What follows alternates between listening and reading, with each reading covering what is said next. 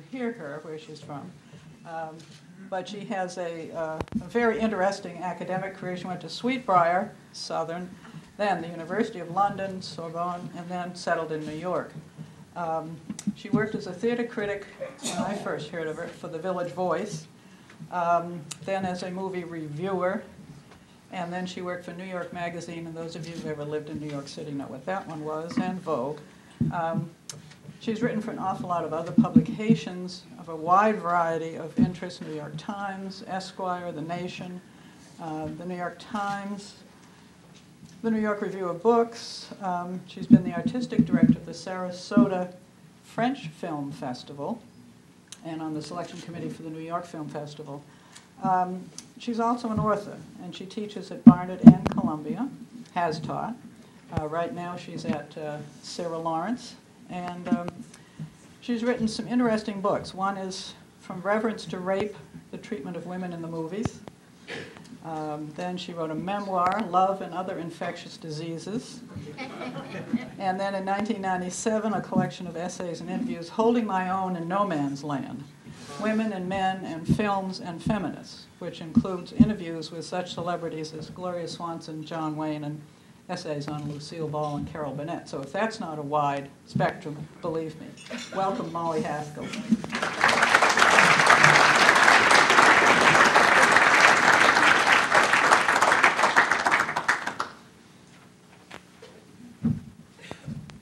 Thank you so much, Jean. And you know, I think I have an idea that I get so sick. I don't hear my Southern accent, and I get so sick of people asking me where I'm from, because I think of myself as being from New York. I've been there for 30 years.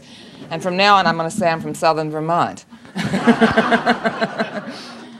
And all the more because I also, like Jim, had a watch problem. I was at LaGuardia yesterday, and my watch suddenly started speeding ahead.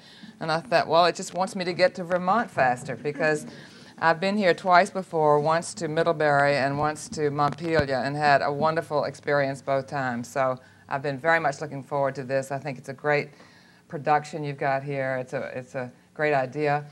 And I also like the idea that it's a humanities-oriented project, because I think what I'm going to be thinking about and talking about is women as full human beings. And that's what I began writing about in the 70s, and that's what is the essence, of course, to me, of feminism, is fullness, the rights and identification of women as full human beings. One brief thing before I start talking about the 70s, and I'm going to refer once or twice to Peter Biskin's book. I think you may know of it or have read it, Easy Riders, Raging Bulls, which describes this whole sudden renaissance of young Turks in Hollywood in the 70s. And in it, and someone here earlier referred to this is all seen as a kind of reaction against 50s films. I mean, the 60s really bleeds into the 70s. The 60s, actually, although most of the real counterculture, all the different activisms came to fruition in the 70s, it's really the 60s that got all that started. And the 70s filmmaking is seen as a reaction against the 50s, which is always described in terms of Doris Day, Rock Hudson movies. And somebody said that earlier today. And about 3 or 4 or 5 people in Peter Biskin's book in interviews say, well, we are reacting against Doris Day, Rock Hudson movies, and the idea of these sort of glossy Doris Day under veils of Vaseline and to perpetuate her virgin image. And there's more to Doris Day movies than that. But I just wanted to reel off. I called my husband, Andrew Saris, who's been very graciously referred to here by film scholars. And I said, I want a list of, I had thought of about 6 or 7 or 10 or 15 great 50s films, and I said, I want, also because Pauline Kael refers to the 70s as the golden era of film, and I don't buy that. I don't think any decade, when you look on them, they all have golden and they all have leaden, so I think that there's no real golden era.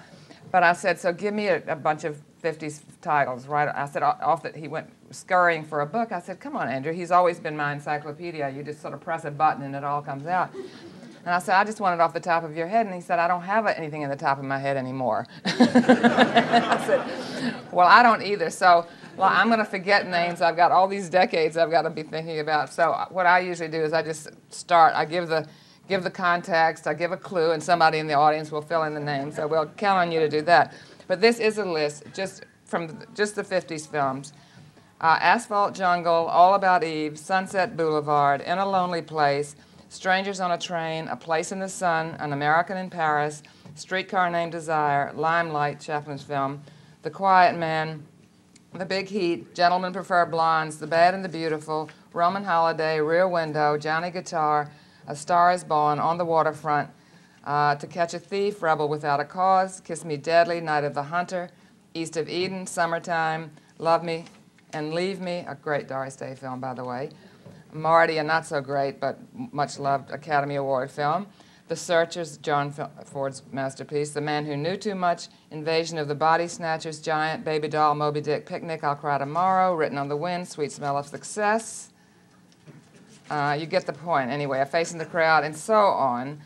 Vertigo, Touch of Evil, Quiet American, North by Northwest, Anatomy of a Murder, Some Like It Hot, and so forth.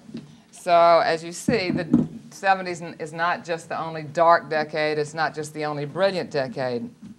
But for someone, for a feminist film critic, as I was coming to be in the 70s, it was really a time of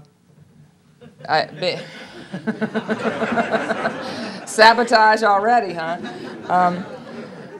To be a feminist film critic was to be a divided soul, because on the one hand you had all these brilliant young Turks and older Turks, as Jim pointed out, in the form of Robert Altman, but Scorsese and Coppola and Brian De Palma and Paul Schrader, going to Hollywood and reinventing narrative cinema, and in movies that were very much in tune with the spirit of the age, which was the kind of dividedness and post-war angst of Vietnam, and the political assassinations, the counterculture, drugs, sex, drugs, and rock and roll. So all of this was feeding into this. And they were making these dark, personal films that were really more, as others have said, like European cinema, like the personal auteur-directed films of Europeans. On the other hand, the roles for women were few and far between. And these guys who we had thought would be our allies when they got to Hollywood, there was really no space for women, because the studio system was in decline or dead, wherein women had been, the studios, of course, had women under contract and had parts for them, and women had more or less equal pay in Hollywood and equal status until the breakdown of the studios during this period. And so what you had were a few of the sort of stereotypical roles of mother and temptress. You didn't, actually there used to be the three roles, mothers, virgins, and whores, but this was the sexual free-for-all, so there weren't even any virgins anymore, so that cut out one whole category. And this was at a time, the 70s, the early 70s, where women were agitating. The last, I think it was 1970, the end of 1970, New York Magazine published a projection from Ms. Magazine and got something like 30,000 requests for subscription, which launched Ms. Magazine the following year. That made it financially viable. And 1970 was the 50th anniversary of suffrage, and there was a big march up Fifth Avenue, and Gloria Steinem and Kate Millett and Germaine Greer and Betty Friedan were sort of spearheading this, and it was just a tremendously exciting time for women, but there was absolutely no reflection of this in Hollywood, which was very much a man's town. I mean, always, of course, had been. The studio heads had always been men, and directors had been men, but this time it was more of a kind of hustle. That's the thing that Peter Biskin describes, and he's describing this certain group. What I'm suggesting, as I did with the whole 50s things, is we deal in broad brushstrokes here, but of course there are other versions of the 70s that are going on simultaneously. But this was the dominant, sexy, exciting new Hollywood that he writes about. And he talks about the hustle that people like Beatty and Robert Towne and Jack Nicholson were sort of one observer says, comparing themselves to every other cock in town. So, I mean, it was really a kind of male preening. And Bill Latanzi referred earlier to Jack Nicholson as the glue, I think, very very astutely, is the glue that made Chinatown possible, that held it together, because you had all these disparate personalities. And he was incredibly important in a lot of these films, I think, and he starred in a lot of them, and he was exciting and seductive and charismatic, but he was also, he sort of represented and has continued to represent a kind of the male chauvinist we love to hate. I mean, there was something very male-oriented about that whole world, that whole male bonding world. And so this was when I was looking around. I was writing for the film criticism for the Village Voice at that time, and I looked around and I saw this very strange thing going on, that there were sort of three kinds of stars, and they were all male. They were the sort of male action stars like Clint Eastwood and what's his name, the Revenge, Charles Bronson, and John Wayne was still making films. And then there were Stallone, Sylvester Stallone was one. Then there were the kind of male pinups like Robert Redford and Paul Newman. And then the ethnic types like De Niro and Pacino and Dustin Hoffman. And where were the women? I was writing about the Sting, Butch Cassidy and the Sundance Kid and the Sting, where Redford and, I mean, there were women there. Catherine Ross was in one, but in a very marginal way. They were the stars. It was really a male love story, in a sense, not a sexual or even erotic, except in maybe in the way that all movie stars are erotic, no matter what they're doing. But I said, it looked like they were going on to make one movie after another. I said, they're sort of the Myrna Loy and William Powell of the 70s, you know. And I remember Betty Friedan, good old Betty Friedan, said, no, it wasn't. It was Helen Gurley Brown, when asked what her favorite movie was, it was either The Sting or Butch Cassidy and the Sundance Kid. It wasn't any film that was starring women, good old Cosmo Girl. And I thought, well, women do like this because it's sort of two for the price of one. And it related to me to something Andrew had always been, he was doing an article on porn movies at the time, which never got written because there was always one more movie to see. He didn't want to, he didn't want to write it because then the research would be, he would not have an excuse, a sort of literary excuse to do it. But he was always a fan of softcore, which was usually women playing volleyball and things like that. And I said, why is that? And he said, because when you have a male, the male you're competing with the male, and if you don't have any men there, then you just have all the women to yourself, in a sense. So that was what the appeal of Redford and Newman was, I think, to have all the men to yourself in a time that was riven by tensions, not just between men and women, but among women. So I wrote From Reverence to Rape, and the thesis was, I mean, it was really a polemic about the various confined and delimiting treatments of women in film through the decades. But my conclusion, which sort of seemed to go against the grain of what most people were thinking, was that they had actually been better served under the old patriarchal studio system, as I just suggested, than they were being served in the free-for-all 70s, because they'd been, not only had they been under contract, but they had a whole apparatus of studio craftsmen to make them look good. They had lighting cameramen who, I mean, you'll notice in a lot of the films of the 70s, the women are not particularly well lit. They're not emphasized. They're just, that's part of the sort of grungy or would-be or pseudo-grungy or realistic look of the films. But not, I mean, the whole glamour aesthetic, much as we came to scorn it, was one that served women well. And they had screenwriters that tailored scripts to their idiom. I mean, each woman, I mean, this is where I've always parted company with a lot of the sort of feminist film theory people who, which I won't get into now, but I think the whole idea, and it also comes a little bit out of John Berger's sort of Marxist dissection of 19th century painting called Ways of Seeing, how women are confined by the male gaze, the voyeuristic male gaze. They are made supplicants, or they're made to act out male fantasies, either of worship or castration, all of these things. And so Laura Mulvey took this and more or less transplanted it to cinema. But the difference is, first of all, that women, even if they're not playing working women, or even if they don't have jobs, or even if they're not empowered in the way we think of today, they were very powerful figures.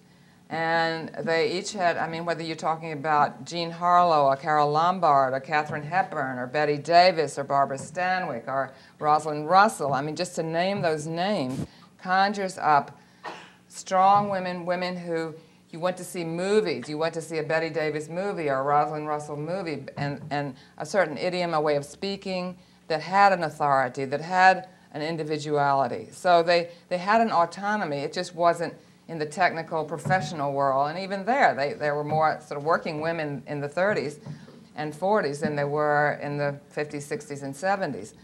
So this was my thesis, and I remember, although I had, up until that point, had good relations with Ms. Magazine, they didn't pick a chapter to excerpt in the book because they didn't like this. They assumed that because women were on the barricades now, that this would be reflected, and that those were the bad old days when studio, you know, the casting couch this and that, and so that was very counterintuitive. And this was still the book came out in '74, and I and another woman, Joan Mellon, had also written a book about, I think, more about Bergman's treatment of women, and we were asked to go on the Today Show, and they did a taping. In those days, I don't know if I guess they still do that, but they would do a taping and then it would air. So it was Barbara Walters and her co-host, who since died, and they interviewed us, and then, I think Jean Shalit actually interviewed us, and that was fine, and then it aired, this tape aired with Barbara Walters and her co-host discussing it. So I had gone on about how there were no good roles for women now in Hollywood, and reasons and this and that. And at the end, the tape was over, and Barbara looked at her co-host, and she said, "I think they're a little paranoid, don't you?" So this was the idea that we were sort of these agitating, difficult feminists making trouble where there really wasn't any. But in fact, in the mid-'70s, one of the critics groups I belonged to, either the Film Critics Circle or the National Society, said, well, to protest this situation of there being so few good women's roles, we should just not give an award to a woman, because they were really having trouble filling the slots for Best Actress nominees for the Academy Awards and support. And I said, well, this is unfair because, you know, you're penalizing women for something that's not their fault. But around that time, One Flew Over the Cuckoo's Nest came out, and it was reported that both, I'm not sure who, Anne Bancroft and either Shirley MacLaine or Cloris Leachman, or there were a few women that were being drawn on for all the parts, had turned down the part of Nurse Ratched because they felt it was so demeaning. And then Louise Fletcher, this virtual unknown, came and did it and won the Academy Award. And I thought, this is a sad state of affairs where women are afraid to take roles. I mean, what I think the interesting thing that happened in that film was that, as written, Nurse Ratched is a real monster, the monster mom archetype. She really is. She is the inhibiting and stifling men, the free spirits, and of course Jack Nicholson played the lead in that. Get the guys away from mom. But I think Louise Fletcher gave her a kind of interesting coloring, so that it wasn't just a caricature, and it wasn't just somebody. I mean, you kind of wanted to hiss at her a few times, but she also brought with her some sense of background that maybe she'd been wounded. I mean, there was a kind of psychological resonance to the character that I think it didn't necessarily have on the printed page. And so one other thing that happened at this time, there was a panel composed of myself, Joan Hackett, a wonderful actress who died of cancer, Eleanor Perry, who was a screenwriter, who wrote with Frank Perry, her then husband, a movie called Diary of a Mad Housewife that came out in '71. That was sort of the first of the Mad Housewife. Jenna Rollins and Woman Under the Influence came later. That was a sort of mini genre of the '70s, the Mad Housewife. And unfortunately, that film, I think, was not ruined, but so skewed by the horribleness of Richard Benjamin's husband from hell. I mean, there never was such a jerk in the Western world. So it sort of upset that. But I mean, there's a little bit of that in Alice Doesn't Live Here Anymore, which we'll talk about later on. But this panel was talking about the plight of what can we do about this, that Hollywood is just not listening to women, not writing parts for us. So Betty Friedan was in the audience, and she raised her hand and said, well, I have a suggestion. I think we should have a rating system, and it would be a W. I mean, I guess the idea was it would a film that was neutral in its portrait of women would be a W, and a positive would be W plus and so forth, and then minus, I guess, W minus minus would be some Sam Peckinpah atrocity towards women, which at that time was straw dogs was considered. I've seen it since, and it's really not. It's really more interesting than I thought at the time, which is one of the fun things about. This is one of the things I held against Pauline Kael, as brilliant as she was. She would never see a film twice, and she would never change an opinion. It was written in stone. But I think one of the great things about movies, and what's fun about this conference, is seeing these movies that we saw at the time and seeing how they stand up, how we see them differently, both because of who we are and how we've changed and how the times have changed.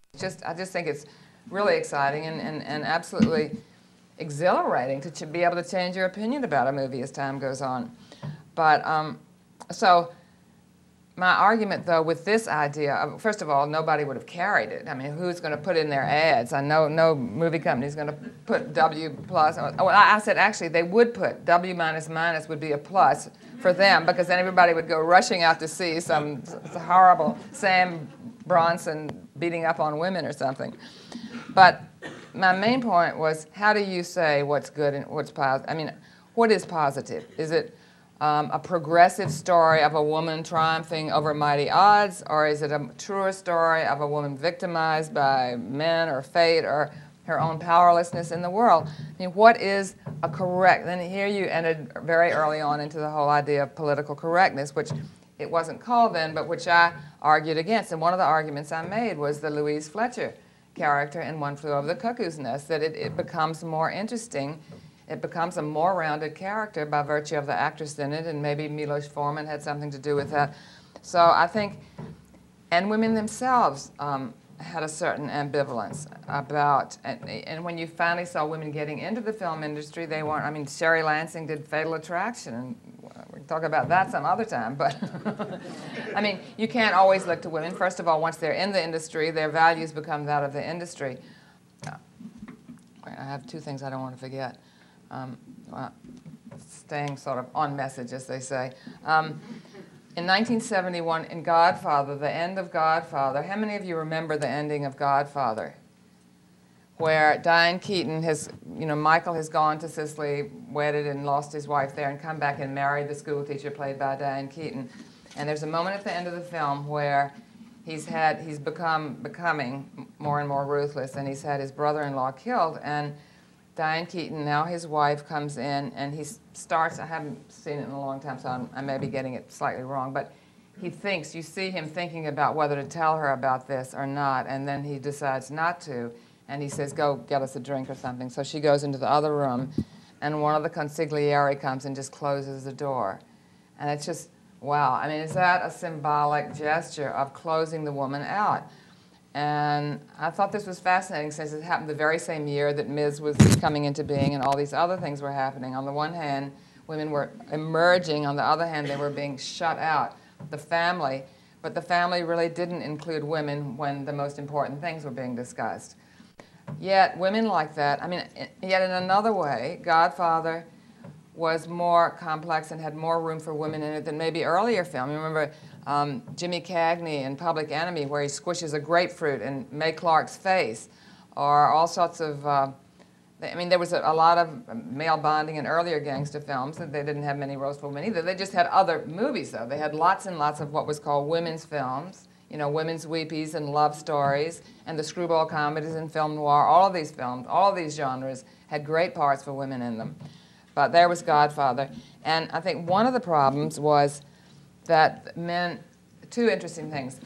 In the DVD for Alice Doesn't Live Here Anymore, which I hope a lot of you got to see, there's some wonderful, the bells and whistles interviews at the end. There's a long interview with Ellen Burstyn, where she talks about how the project got started, and it was actually John Calley at Warner's who initiated it. She'd just done The Exorcist, so she was hot. And he wanted her to do something, and he approached her, and he sent her all these scripts, and she said they were just miserable. They were just all the usual stereotypes, housewives and mothers. And so then her agent forwarded her this original script by Robert Getchell, or Getchell, however you pronounce it, Alice Doesn't Live Here Anymore, and she got excited, took it to him, he liked it. Then she thought she wanted somebody young and fresh to direct it. So her friend, she called Coppola, who was a friend, he said, go look at Mean Streets.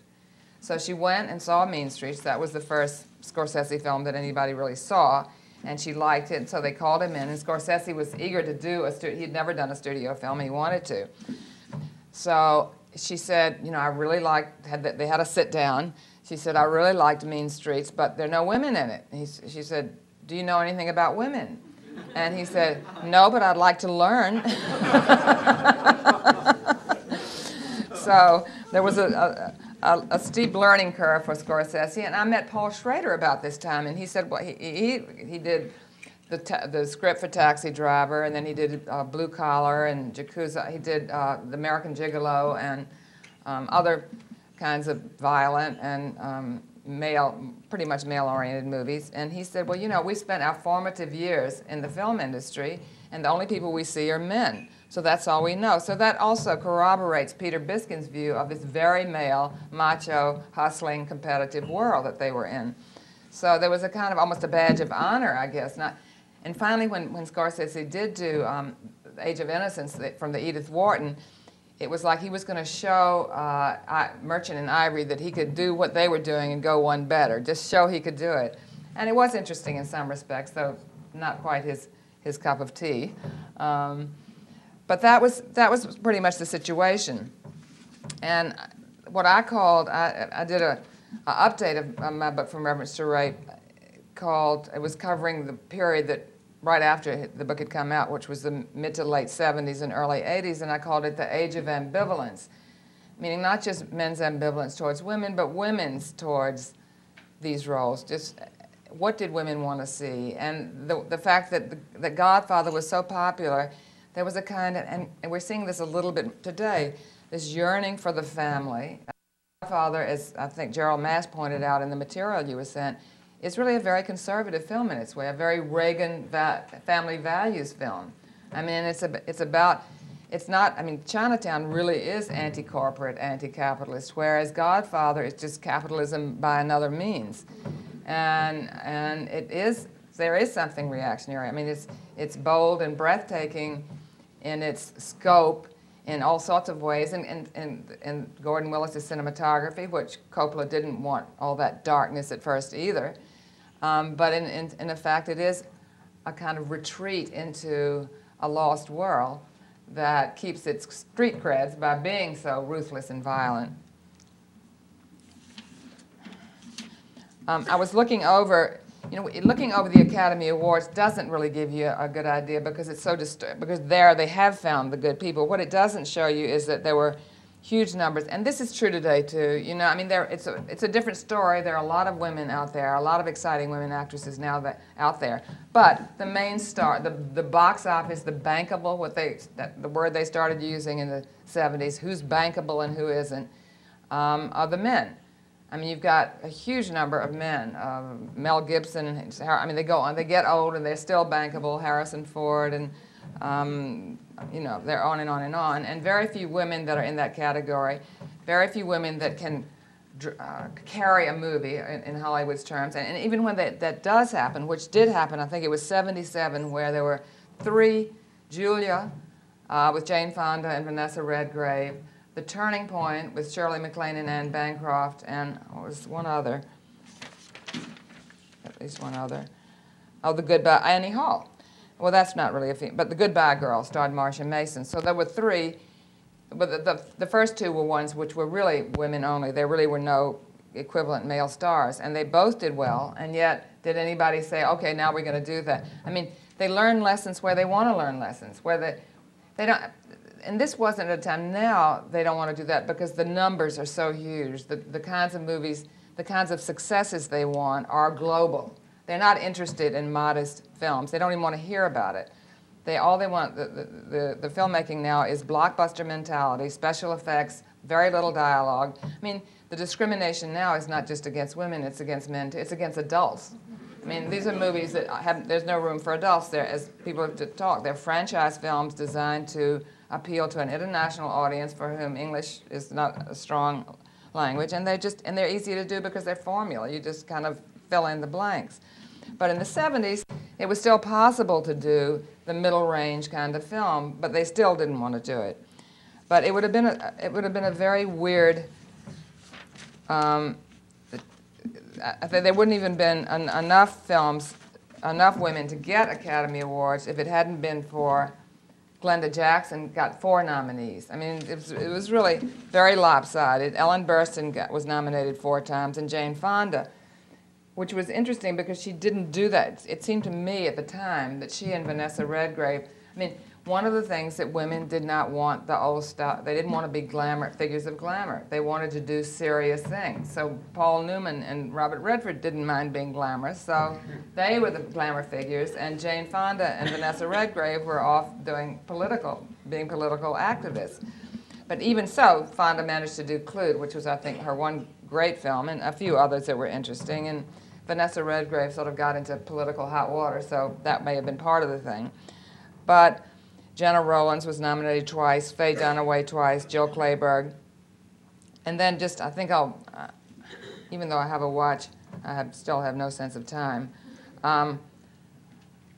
With this one last thing about ambivalence. There were 2 movies that did come out and excited me, several. The 2 I've just mentioned, and then there was A Woman Under the Influence. There were here and there. And then Jill Clayburgh in An Unmarried Woman. And then there was an Australian film that you'll remember called My Brilliant Career. And I thought in An Unmarried Woman was a story as, you know, what struck me about the Woody Allen, how it was and was not like earlier, the screwball comedies, is they were really love stories. And Woody Allen may be the beginning of, or almost the inventor of, or the chronicler of, the relationship movie. You know, they're about relationships now. They're not love, but relationships, and nothing works, and you just do them because you've got to have the eggs. You know, you've got to. Paul Mazursky made an interesting movie, Bloom in Love, about a interesting frazzled relationship, and An Unmarried Woman. But now these were 2 movies I thought, well, finally, this is something women can get excited about and talk around.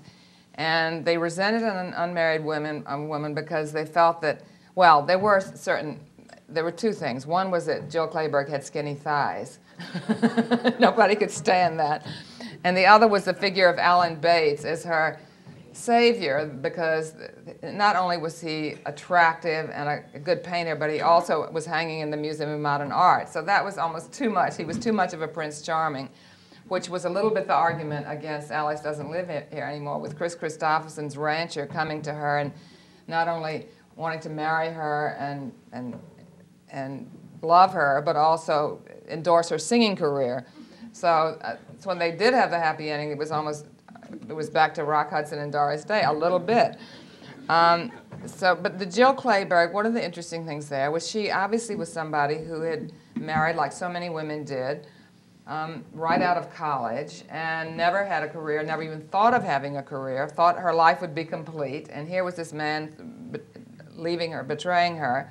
So at one point, Alan Bates is leaving to go to Vermont and wants her to go with him, and she says, no, I've got to stay, I've got to get a job. And I felt that was just the kind of yearning that you see in that movie and Alice Doesn't Live Here Anymore and My Brilliant Career, of this knowing that there's something out there, what Betty Friedan called the problem that has no name, knowing there's something more, knowing that they feel incomplete and insecure. And he says, oh, well, I don't mind that. I respect that, or something. And it's just something so demeaning. And I thought that, to me, was the click moment. We used to talk about click moments, where you see that he doesn't take her seriously, and she needs to take herself seriously because he's not going to do it. But I think it was something about, I don't know what it was, that women, they were ambivalent, and this was one of the films that reflected it. And My Brilliant Career with Gillian Armstrong, I think it was Sam Neill, and he was another rancher, another rich rancher, and she was finding herself, it's based on a true story of a woman who writes her first novel, and he wants to marry her, and she won't do it. And everybody said, well, why not? Why can't she have her career in Sam Neill, too? I mean, he was so gorgeous, and he had this ranch.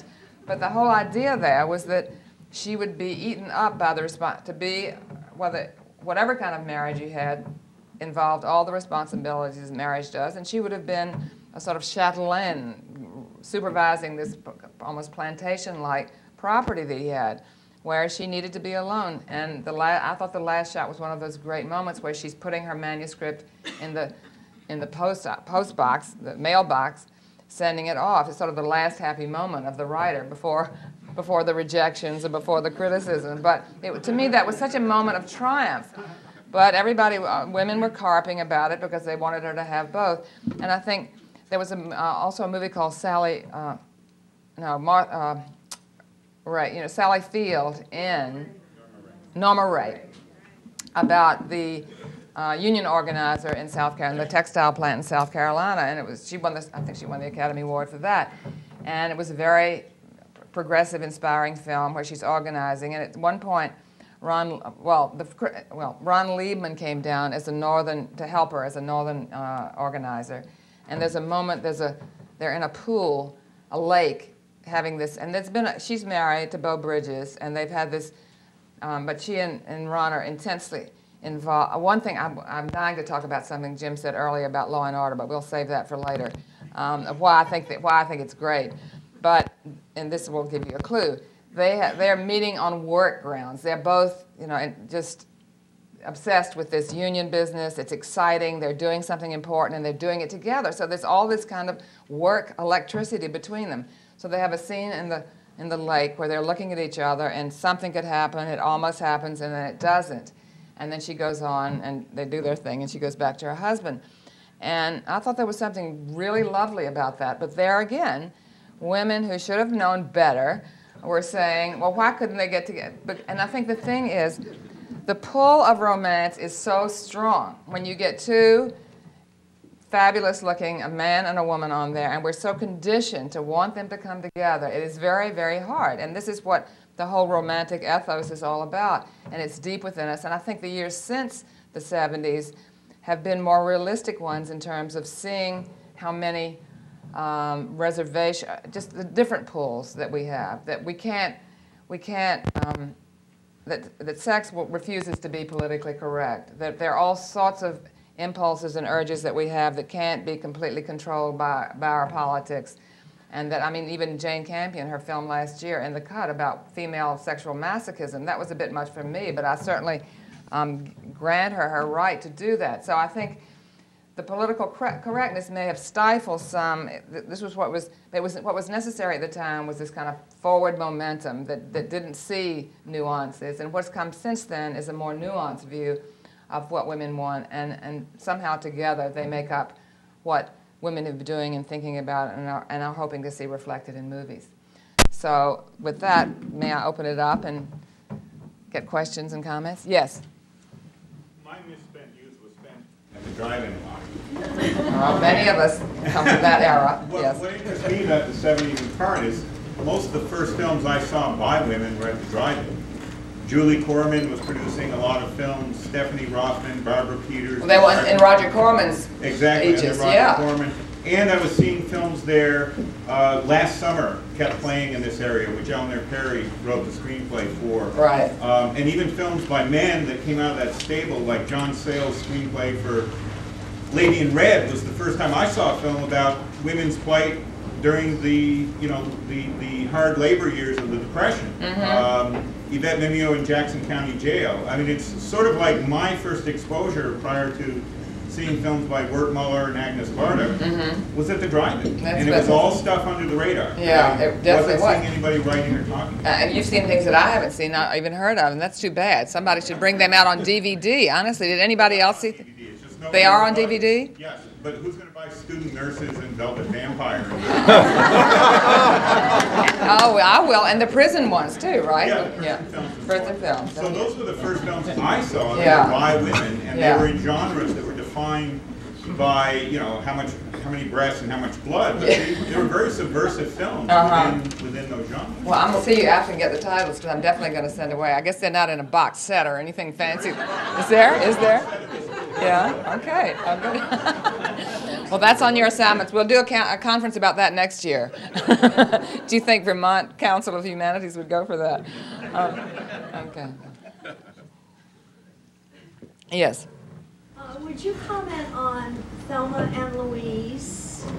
I don't know the date of that. In the 90s. Yeah, that to me, again, a very controversial film among women.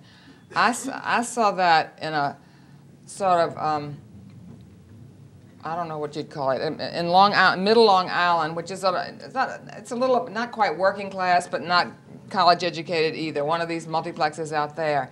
And at the end of it, women just stood up and said, "Right on," you know, and I had that reaction. I mean, the rap against it was that it was so defeatist and depressing, the ending, in which is that all they can do is go off a cliff.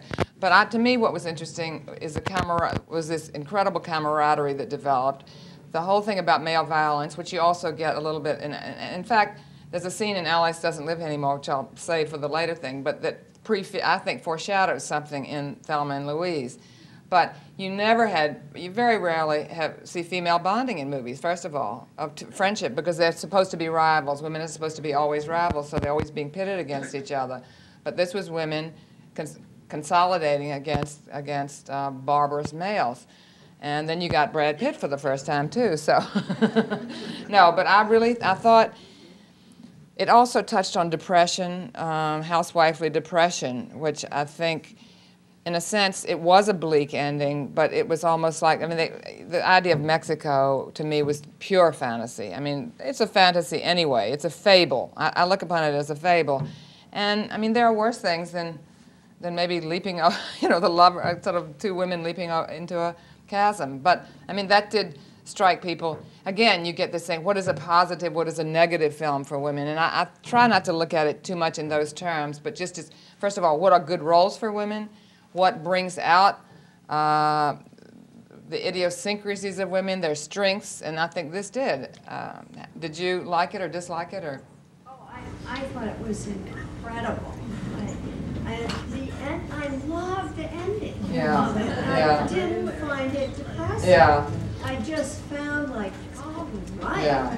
Well, I was speaking once in Richmond. They finally let me go back. They didn't go for the title from reference to rape too much. So, but I finally got back in town, and it was at a women's club thing, and a woman came up after, and she said, "I was so moved by that film, but then what?" I mean, her idea was she said, "I wish I hadn't seen it because it moved me so much. It made me so full of feelings of, you know, all sorts of things had come to the surface that she couldn't really do anything about." So that was a very distressing reaction. But if it could, I think provocation is usually a good, not always and not gratuitously, but this was a good provocation, I thought.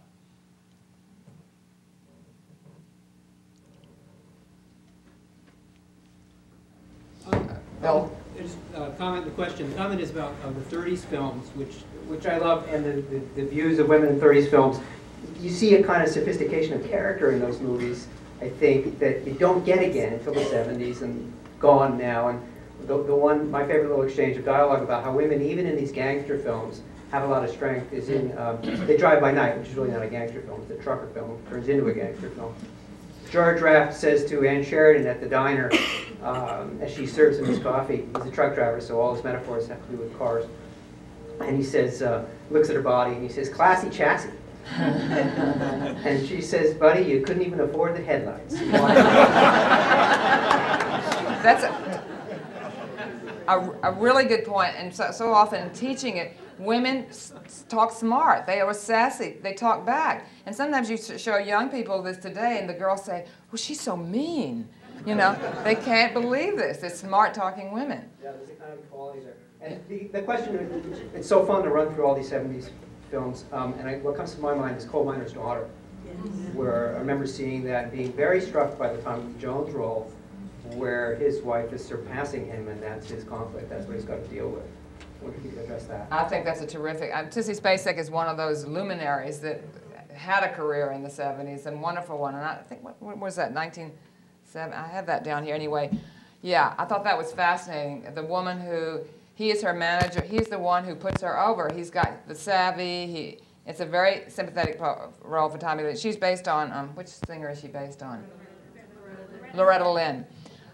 So she's this shy, little know-nothing, and he really pushes her and protects her and supervises her, and then she just goes beyond him. And so he's suddenly without a job, and you see this imbalance. And to me, it's one of the reasons, I really believe, my theory of why women have not gotten equal pay is not just because sometimes they go back to the home or it's temporary. It's really because there's some resistance to having men not have the upper hand economically. I mean, it's what, things aren't that different. When there was a teacher at St. Catherine's that used to say, well, women rule the world, but don't let men know it. And I thought, oh, this is hypocrisy. I can't stand it. We want to announce our power. We don't want to have to keep it under a bushel and pretend.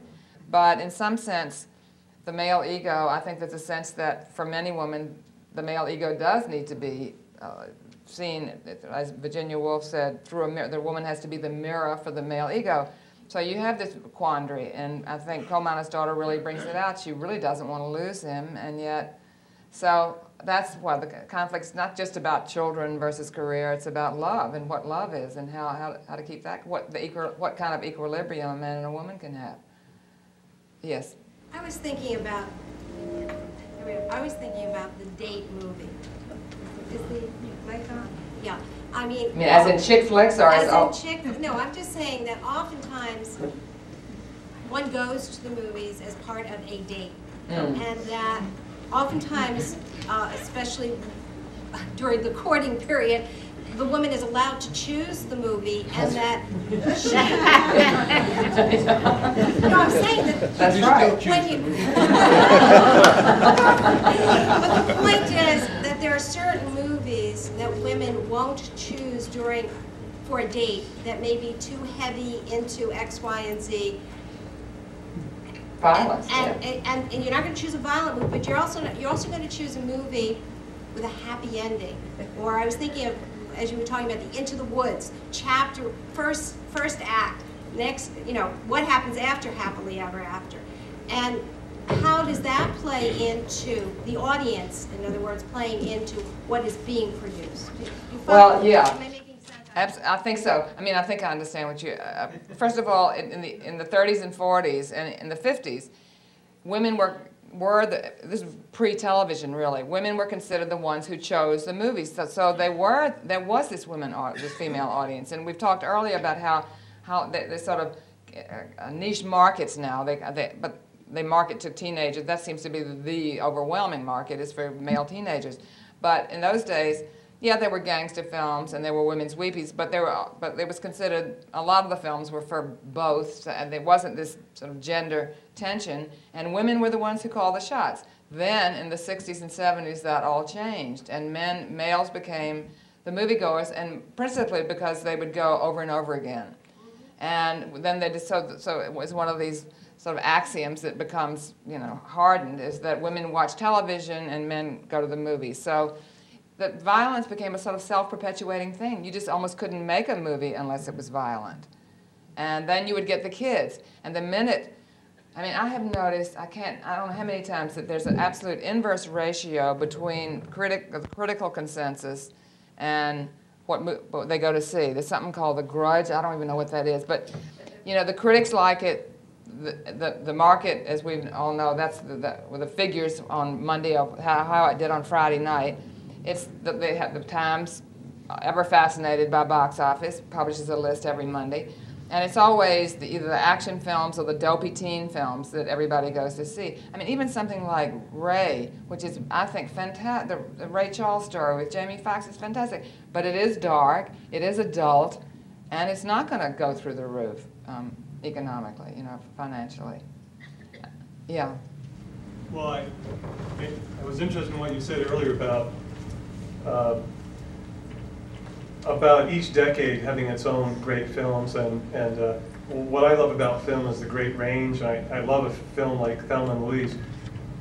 I think that movies reflect society, and society is reflected in the movies, and I don't know which comes first, but it does seem that there was a huge shift in our society starting, I guess, in the 60s, where the divorce rate went through the roof. And one of the most fascinating things to me about our culture and where we're going is what we're going to figure out about the relationships between men and women. And thinking about movies, we can sort of think about men's movies and women's movies. I'm also interested in movies that portray men and women in the same film in a real way, like you were talking about with Louise Fletcher playing Nurse Ratched. One of the really interesting movies that came early on, I think, that did that for me was The Misfits. with Clark Gable. And, Oh, really? You're one of the few fans of that movie. yeah, I guess, but very different role for Marilyn Monroe. Yeah. And I just found it very interesting. But the one I wanted to ask you about was American Beauty. To me, that's just personally one of the great films of the 20th century. And I find the female and male roles in that movie interesting, and I just wonder what comes. Yeah. Well, I was just, first of all, I agree with you absolutely in theory. I love movies about men and women. I think that's the most exciting thing on the screen. And even if they're just talking, like in an Eric Rohmer film, to see a man and a woman talking through the night, it's just as sexy and exciting as anything. Before Sunset, I haven't seen because I missed it this year, the one with Julie Delpy and Ethan Hawke. But that, that's what that is. It's a whole day's journey of these two people talking. American Beauty, I thought it was a very bold and interesting movie. I didn't love it. I felt that Annette Bening character was, I mean, I think she's a terrific actress, and just to have her in an interesting role, and she did it with such sort of humor that it sort of disinfected the, but it was, she was a pretty, I mean, it was one of those ones, the man, and I think you get this so much now, the man is the real soul of the movie. It's his soul that's either being destroyed or being analyzed or being his sensibility that's at stake, his life, whether it's the man in the gray flannel suit or, you know, it's the, is corporate life destroying him, or he's so much the center of it, where you have these real binary things going on in movies like we've been talking about, the screwball comedies and film noir, all of these movies. You really had some sense of equal byplay between men and women, whether the woman had a job or not. It was really not about that. It was really about co-starring. Whereas I think Kevin Spacey is so much the raison d'etre and the figure, and that also I think he's a kind of, he's being treated as a poor lost soul, but he's behaving in a rather ethically questionable way, I think. You know, there's really, it's just one step short of incest. So I don't know, I had some problems with that movie, but I think that, what's his name, is a very interesting director. I think 6 Feet Under has been a fascinating show that Alan Ball has written, and but also, you know, all sorts of kinky, quirky, yeah, I mean, Bob and Carol and Ted, Alice Strike, that was like 1970 or 1969. There were all these, suddenly these films, and Bonnie and Clyde, that really threw things wide open for sexual relations between men and women, but also the uncertainty that nobody knew because of the prevalence of divorce. And nothing was forever anymore. I mean, that thing you had in the 30s and 40s, when the end, that was the end. Marriage was the end. But what I think really is interesting, and something I want to do something about, is marriage in the movies and how we really want to know what came after. But that was also, you had the production code, so you had censorship, so when you had married couples, they had to be in separate beds, and you know, you couldn't ever, it never got the real story about marriage. But that's one of the big movies of the 70s was Bergman's Scenes from a Marriage, that dissected, as no American movie had done that. Yes? I was just curious to hear what you would think about Tarantino's Kill Bill films, where you have Uma Thurman, the bride. I think they're great. Is she like an adolescent male fantasy, or the female empowerment, or somewhere in between? There's a little something, I think, a little something for everyone, and this is Kill Bill 1 and 2. How many people have seen either? Yeah. Well, I had a lot of arguments with people about that, because the woman as it's an image we're not completely comfortable with, woman as avenger. And you had also Kate Blanchett last year as Veronica Guerin, the Irish reporter who sort of goes on the warpath. And there were other avenging women last year. No, it was really Kate Blanchett in that Western by Ron Howard, where she goes on the warpath. And I think basically we need to think of, if women are violent avengers, it has to be for a really good reason, like saving a child, which is a lot of what the Uma Thurman character is doing. And I thought, first of all, in Kill Bill 1, I thought that was a great scene between her and Vivica Fox, where they know who and what each other is, they know what they've got to do, they know what's going to happen, and yet they do it. And I think, of course, there's a lot of fantasy and fable-like stuff going on in it. So it's not, I think all of his films are like that. They're not realistic portrayals of violence. Everybody can disagree about what, violence is a part of movies. I would never say there should be no violence in movies. It's how it's treated. And I thought he did it in a kind of choreographed way. And I think the second one is even rich, in a sense, richer in sort of human values and human suffering and pain. So I thought, and I think Tarantino, Jackie Brown was a fantastic movie about a black middle-aged woman, you know, a bounty hunter. So Tarantino is unlike his predecessors in Hollywood. He really likes women. I mean, what it really boils down to is liking women. I think even the ones who did, like Warren Beatty, still got sucked up into this sort of male preening ethos. I mean, Shampoo, he did some great movies, and that was a good movie for women, but it was, and very, it was also a kind of iconoclastic film to have a guy, a movie star, playing a hairdresser who pretends he's gay to get to know women. I mean, it's a sort of wild premise. So Beatty did some good things, but I think Tarantino, I mean, I just feel in those films a respect for the women, a liking for them. I like their competence, I like their prowess, and they do have, they're not just machines. They're not just violent machines or revenge machines, I think. But I'm sure a lot of women stay away because they think it's just the same old, same old. Yes? I just want to throw out two other titles and then ask you a question. Two other films in the 70s that resonated with me were Heart Like a Wheel. Oh, yeah, Bonnie Bedelia, yeah. You know, race car driving. Good point, yes. Stifling patriarchal commercial, you know, industry that she works her way up through. And I was also going to mention a TV movie, Legend of Lizzie Borden, which really was fairly subversive in that it argued that a woman under a stifling enough patriarchy has the right to take an axe and deliver 40 pounds. The question I was going to ask is I'm going to mention two films, one from the 90s, one from the 70s, where my main memory of the first viewing was seeing an entire audience in a theater suddenly placed in this incredibly empathic place with the female lead. And the first one was Silence of the Lambs, where the moment when Jodie Foster is shut out of the room that all the detectives and the men are going into, and her boss shuts her out, was just this moment where you could feel the whole theater just feeling the frustration and the injustice and the rage of being shut out. And the one film in the 70s that I remember having that moment was a fairly stupid film, The Stepford Wives. But there was a moment where Catherine Ross is talking to her therapist, and her therapist reaches this point of just this urgency of, get out of there. Yeah. And I just remember the whole audience, male and female, just in that moment, the stupidity of the film fell away, and it was like this incredible empathy for a woman in an abusive household relationship, however silly the metaphor of the story. That's very interesting. I'd like to take another look at it. I haven't seen the new one because I just haven't caught up with it. But it, awful. I think the earlier one does have the, I mean, the whole idea, and the idea behind it is that they've been turned into these monsters by. That moment with her therapist is a woman, she's a woman, and only a female therapist would have understood her situation and taken it seriously. Anyway, that's... Yeah. Yes.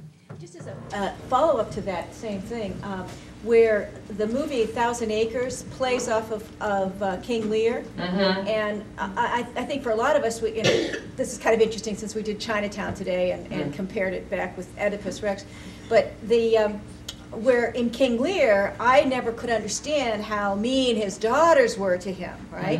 And then 1,000 Acres comes out and it shows sort of the righteous vengeance of the daughters against the father, which is another film about that came out later that where women potentially could have joined and cared for each other, did at an earlier age, and then it divided. Yeah. Interesting. Very interesting. I hate to stop this. It could go on all afternoon. You did make a reference to Law and Order earlier, and then let's close it, take a break, and we'll start our afternoon session. Well, I don't know how the rest of you feel, but I'm addicted to that show, and I think I have a fairly good rationale, not just a rationalization. I think it's what is great about it is focus on the work, and you get a lot about the people in their work relationships, and I think it's because work relationships are what we care about now, where we can be at our best. The home relationships, are particularly cops, but everyone sort of has messy home relationships, a strain between work. I mean, because most women either want to work or have to work. So there is this strain on the marriage or on children, but at work, there's something pure and gratifying and fulfilling. And what I hate about is whenever those shows deviate from what they're doing and get us into their home problems, I just don't want to know their home problems.